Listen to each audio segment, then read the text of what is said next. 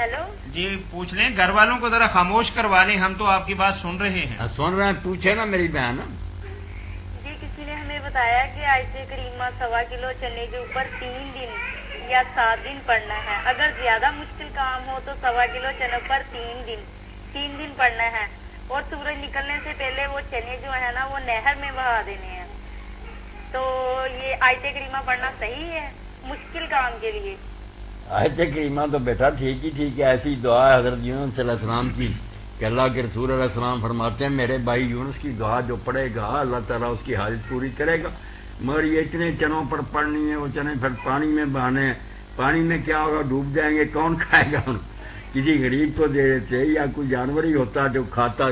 जानवर भी चने क्या खाते हैं, घोड़े वगैरह ही खा सकते हैं। किसी गरीब को दे या किसी आदमी को वो खा ले, पानी में क्यों उनको डुबोना है? वहाँ वो क्या काम आएंगे? कुछ ना कोई बात गलत साथ मिला देते हैं। अगर कोई अच्छी बात कहते हैं बेटा साथ ही कोई गलत कह देते हैं। पानी में क्यों बहाना? और चनों पर ही क्यों पढ़ना कि 1.25 किलो चने हो? वैसे कुछ तस्बीहें वगैरह ले लें और उन पर पढ़ें। और ये तादाद भी जो इतना पढ़ें 1.25 लाख मरतबा दूसरा, ये भी अपनी तरफ से अच्छा आप थोड़ा सा ये बताइएगा कि 1.25 किलो चने पर कितनी दफा आयत करीमा पढ़नी है? 3 दिन पढ़ना है। नहीं 3 दिन कितना पढ़ना है?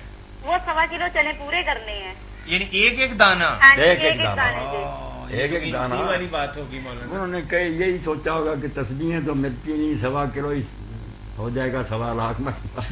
ऐसे ही कुछ होगा। ऐसे ही कुछ होगा। तो जी, मौलाना फरमा रहे हैं कि आयत करीमा पढ़ने के अंदर कोई हर्ज नहीं, लेकिन ये तकल्लुफ करना कि चने पढ़ना और 3 दिन ही पढ़ना और मुश्किल से निकल आना, ऐसा कोई नहीं। पानी में बहाना ये बिल्कुल। ये चौथी बात भी आ गई। पानी में ना बहाएं। बेशक आप पढ़ें, थोड़ा थोड़ा रोज ही पढ़ते रहा करें, हर वक्त दुआएं करें। ये चने भुने हुए बताया या मतलब कच्चे? नहीं, भुने हुए हो। नहीं जब नहर में बहाने हैं मौलाना तो फिर पके हुए क्या करने? कच्चे दुकान से लेकर कच्चे। ये इसको छोड़ें बच्चा, बस आप ना ये दुआ पढ़ती रहें, इंशाअल्लाह अल्लाह फजल फरमाए। आसानी से जितनी पढ़ सके ना रोज पढ़ते रहा करें, अल्लाह से मदद मांगते रहें, अल्लाह ताला मुश्किलें हल करने वाला फजल फरमाए। इस्तिखारे का पूछना था कि इस्तिखारा जब कोई शख्स करता है तो ख्वाब में इशारा मिलता है, तो उसमें कब्र का देखना कैसा है, ठीक है या नहीं? ये बेटा जो है ना कि इस्तिखारा करते हैं लोग, फिर वो ख्वाब देखते हैं, उसमें इशारे समझते हैं, कुछ वैसे भी जिंदा लोग जागते भी इस्तिखारे करते हैं। ये सब झूठे हैं, ना ख्वाबें कोई चीज़ है, ना हुजूर ने ये बताया। ये इस्तिखारे जिससे लोग पता करना चाहते हैं ना कि आइंदा क्या होगा, अच्छा होगा या बुरा, ऐसा दीन में कोई नहीं है। ना ये दरवाज़ा अल्लाह ने खोला, ये तो सील किया हुआ, कल के बारे में कोई नहीं जानता क्या होगा। ऐसा इस्तिखारा कोई नहीं दीन में, इससे नजात पाएं, ये झूठ है।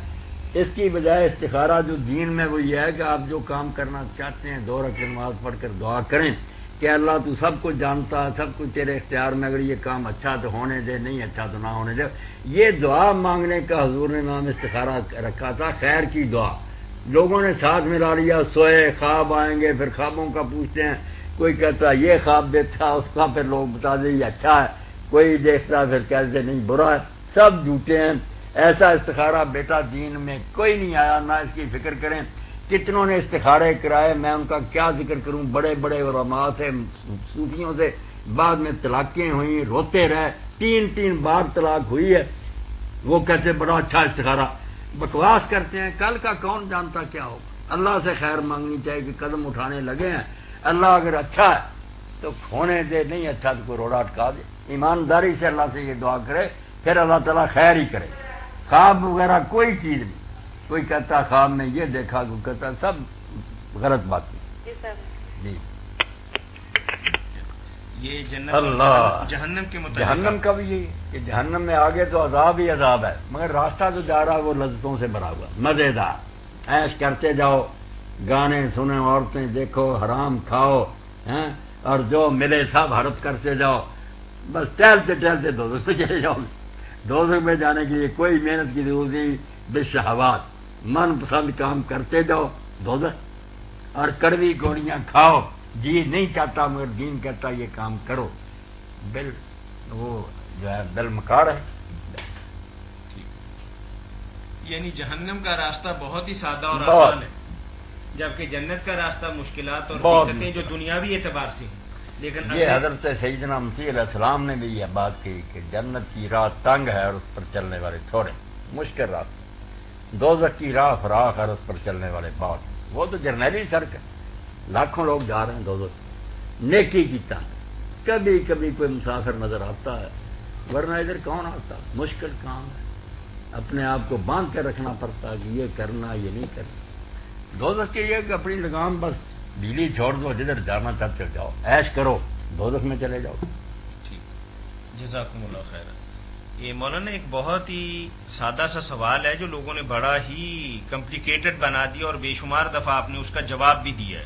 آج پھر وہ سوال ہمارے پاس آیا ہے کہ دین اسلام یتیموں کے ساتھ بہت ہی محبت کا اور حسن سلوک کا درس دیتا ہے، تو بھائی کا کہنا یہ ہے کہ پوتے کو وراثت سے محروم رکھنا کیا ناانصافی نہیں ہے، کیونکہ اس معاملے نے بہت سے لوگوں کو الجھن اور پریشانی کے اندر مبتلا کیا۔ بالکل پریشانی میں مبتلا کیا، کیونکہ ان کو پوتوں کی اتنی فکر نہیں جتنا دین کا مذاق ہوا نہیں۔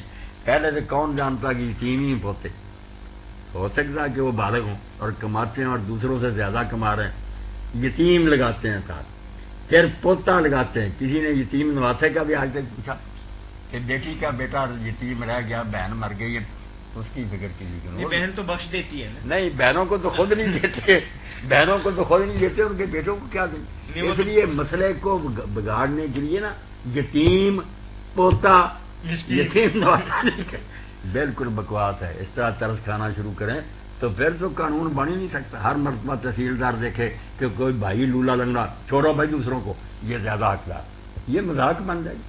قانون سیدھی سادی بات ہے کہ جو مرا ہے نا، دیکھیں گے کہ اس پہ رشتے میں قریب کون ہے، بس جب تک وہ اپنا اس کا بیٹا ہے زندہ، کیوں دوسری صف آگے آئے گی؟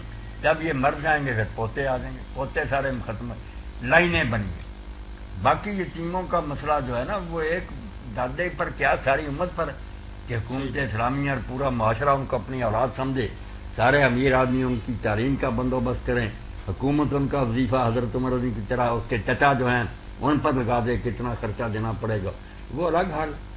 دادا اتنا ہی ترس کھاتا ہے تو زندگی میں اس کو دے دے، بے شک سارا دے دے، بیٹوں کو کچھ بھی نہ دے، دادے کو ترس نہیں آتا، وہ دے دے اگر یہی ہمدردی کرنی۔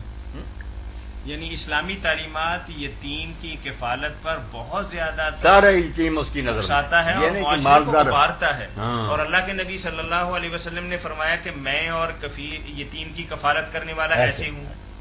اور ایک آدمی نبی کریم صلی اللہ علیہ وسلم کے پاس آیا کہ میں بڑا سخت دل ہوں، تو آپ نے یہی فرمایا تھا کہ یتیم کے سر پہ ہاتھ پھیرو، نرم ہو۔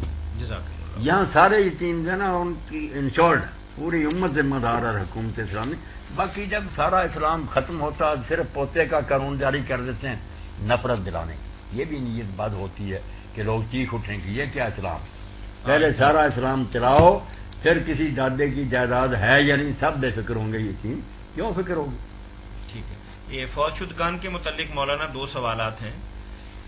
کیا مرنے والوں کی طرف سے پسماندگان کی طرف سے اصال ثواب کے لیے صدقہ جاریہ کا کوئی کام کرنے کا شرعی ثبوت ہے؟ کر لیں، کرنا چاہتے ہیں کر لیں، سب کیا جاتا، پوچھا ہی نا، کریں بھی نا۔ نہیں، میں تو پوچھوں گا ہی نا، کرنے والے تو بیک پہ اور ہیں، لیکن آپ یہ بتائیے۔ کر دیں، ٹھیک، صدقہ جاریہ کریں انشاءاللہ۔ اگر ہمیں بھی پوچھنے سے منع فرمائیں گے تو پھر تو معاملہ کافی زیادہ۔ کیوں منع کریں؟ ٹھیک ہے۔ اچھا مولانا، یہ لکھا ہوا ہے کہ جب کوئی انسان مر جاتا ہے تو کیا وہ اپنے بعد مرنے والوں سے عالم فانی میں ملاقات کرتا ہے؟ یعنی ایک آدمی مر گیا تو سال کے بعد اس کی اہلیہ یا اس کا بچہ یا اس کی بیوی بھی مرتے ہیں، تو کیا ان دونوں کا کسی جگہ پہ اکٹھ ہوتا ہے؟ نہیں، دونوں مر گئے، دونوں مر گئے، وہ تو اگر نیک ہیں تو کٹ ہوتا۔ ٹھیک، نیک لوگ ہیں نا تو ان کی روحیں جو ہے نا، پہلے جو وہاں ان کو اطلاع دی جاتی کہ فلاں بھی آ گیا، تو اللہ کے رسول علیہ السلام نے بتایا سارے اکٹھے ہوتے ہیں، اس سے پوچھنا شروع کرتے ہیں فلاں کا کیا حال تھا، فلاں کا کیا حال تھا۔ اور اس میں اگر ایسے کا ذکر آ جاتا نا